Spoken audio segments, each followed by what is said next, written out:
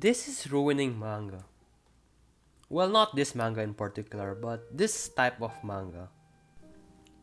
If you've been reading manga, or at least have an interest in it, you probably noticed the surge of web mangas. No, not this one, but these ones.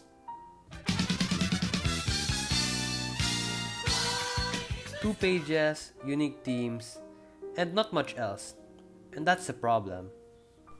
2 pages. I mean, who likes to read stories with chapters that have 2 pages? Usually, these web mangas have around 8 sentences in a chapter, and I'd be done reading it in like 20 seconds. In fact, this is a popular web manga right now. And this is the transcribed dialogue from chapters 1 to 10.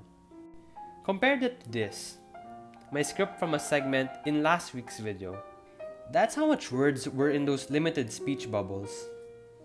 2 page chapters isn't much of a problem if you ask me, until it comes to reading them online, because I spend more time staring at the loading screen than actually reading the manga. Okay, done with this chapter, so time to go to the next one. One eternity later.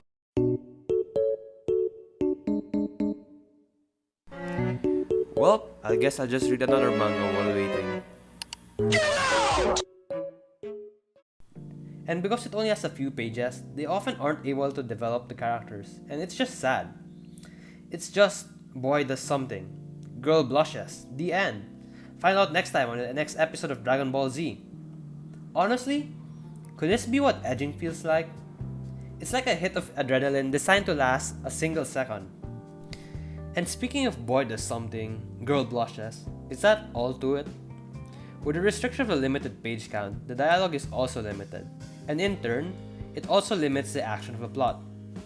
It doesn't have any substance with what it's trying to share. The stories, they come across as a low risk, high reward type of thing, where we try to feel something with as minimal development as possible. And frankly, that sucks, because the best gratifications as readers come from connecting with characters and their growth as time goes on. Instead, we get cardboard cutouts that just suddenly change in between chapters. And that's what I call minimal effort, relying on time skips to justify character development that happen off screen. It feels like the author gave up on developing characters and hope readers don't mind.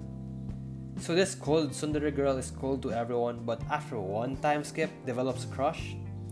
And in terms of the illustrations, I've seen some mangas that reuse the same image and just replace the characters' expressions and call it a day.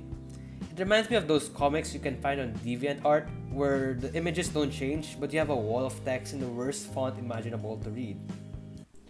But yeah, despite me hating on web mangas, they aren't actually that bad.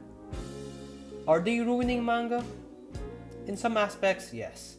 The things I enjoy when reading manga are not present in the growing popularity of web mangas. But in general, web mangas are good for the community. It allows new authors and illustrators to showcase their talent and open a path for them in the industry. Take for example, The Useless Idol and Her Only Fan in the World. Before it was serialized, it was a webcomic. Now, it's a pretty well received manga. The rise of web mangas definitely brought a lot of slop garbage. But then again, slop garbage has always existed. I mean, I read isekais, and I have to admit, around 60% of them are slop garbage. Yet despite that, I still read isekais. Web mangas have problems, but it also allows those who truly want to be mangakas the chance to make serialized mangas. So overall, web mangas, they aren't too bad.